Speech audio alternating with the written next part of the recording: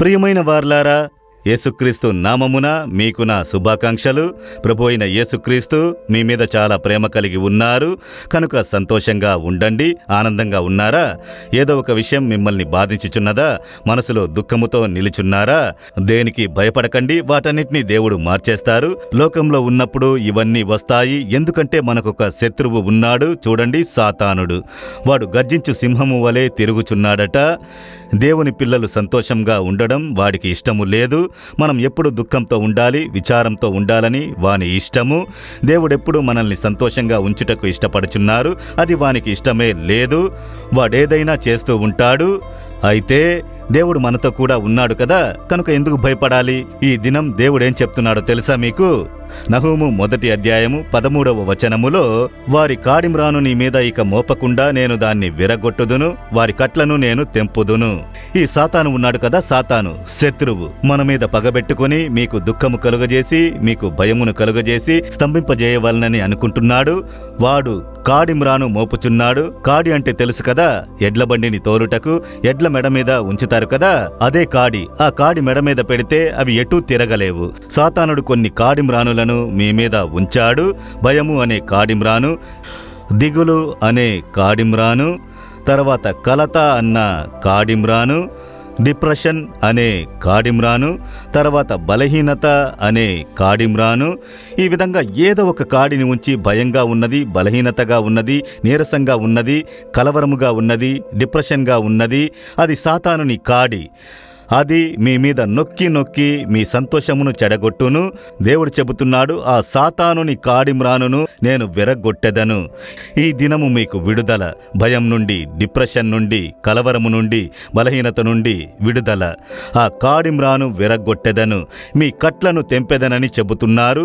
సాతానుడు కొన్నిసార్లు కట్టివేస్తున్నాడు కదా, పాపం వలన కట్టివేయుచున్నాడు, శాపముతో కుటుంబమును కట్టివేయుచున్నాడు, నష్టము వలన కట్టివేయుచున్నాడు. ఏదో ఒక కార్యమును తీసుకుని వచ్చి సాతానుడు మనల్ని కడితే మనము అటు ఇటు కదల్లేము. అంతే కదా, కాళ్ళు చేతులు కట్టివేస్తే అలాగే కదల్లేకుండా పోతాము కదా. ఆ విధంగా మీరు ఉన్నారు కదా, భయంతో కట్టబడి, అప్పుల బాధ, వేదన, అలాగే కట్టబడిన ఒక పరిస్థితి, ఒక విమోచనే లేదు, సంతోషము లేదు, అలాగే బానిసపడిన పరిస్థితి. దేవుడు చెబుతున్నారు, నేను సాతానుని కట్లను తెంపెదను, వాడి కాడిమ్రానును విరగొట్టి కట్టను తెంపి మీకు విడుదలనిచ్చేదను అని చెబుతున్నారు. ఇలాంటి ఒక అద్భుతమైన దేవుడు ఉన్నందుకు ఎందుకు భయపడాలి? సాతానుని కాడిమ్రానును ఆయన విరగొట్టగలడా? కట్లను తెంపగలడా? మంత్రశక్తుల చేత చేతబడి చేసి ఉన్నారు. ఆ కట్లు మా ఇంట్లో ఉన్నవి, బిజినెస్లో ఉన్నది అని అనుకుంటున్నారా? ఆయన సిలువలో సాతానుని జయించి పిశాచి యొక్క శక్తిని కాళ్ల కింద నలిపివేసినారు. సాతానుడు ఆయన కాళ్ల క్రింద. కనుకనే యేసు అన్న పేరు వింటేనే గజగజ వణికి భయపడును. మీరు విశ్వసించి యేసుని నామములో ఈ కాడిమ్రాను విరిగిపోవును గాక, యేసు నామములో ఈ కట్లు తెంపబడును గాక. యేసు రక్తపు శక్తి వలన ఈ దినము నాకు విమోచన అని విశ్వాసముతో చెప్పి చూడండి. ఈ నిమిషం నుండి ఒక మార్పు కలుగును. మొదట మీ మనసులో, మీ హృదయంలో సంతోషము కలుగును, భయము తొలగిపోవును, ఆ కట్లు తెంపబడును. మీ కుటుంబంలో మార్పు కలుగును, ఉద్యోగంలో మార్పు కలుగును, బిజినెస్లో మార్పు కలుగును, పరిచర్యలో మార్పు కలుగును. మీరు దాన్ని చూచెదరు. విశ్వసించుచున్నారా? అయితే ఇప్పుడు విశ్వాసముతో ఈ వాగ్దానం నాకైనది. సాతానుని కాడిమ్రానును విరగ్గొట్టి నా కట్లను తెంపెదనని యేసు నాకు వాక్కును ఇచ్చారు. యేసు నామములో ఆ అద్భుతమును నేను పొందుకొనేదనని చెప్పి చూడండి. ఈ నిమిషం నుండి మీకు విడుదలే. ఇలా వేల కొలది ప్రజలు విడుదల పొందుటను నేను చూసి ఉన్నాను. ప్రార్థించిన వెంటనే ఒక మార్పు కలుగును. ఇప్పుడే మీలో మార్పు వచ్చును. హృదయంలో చేయి ఉంచండి. యేసుని మీ కంటి ముందు నిలుపుడి.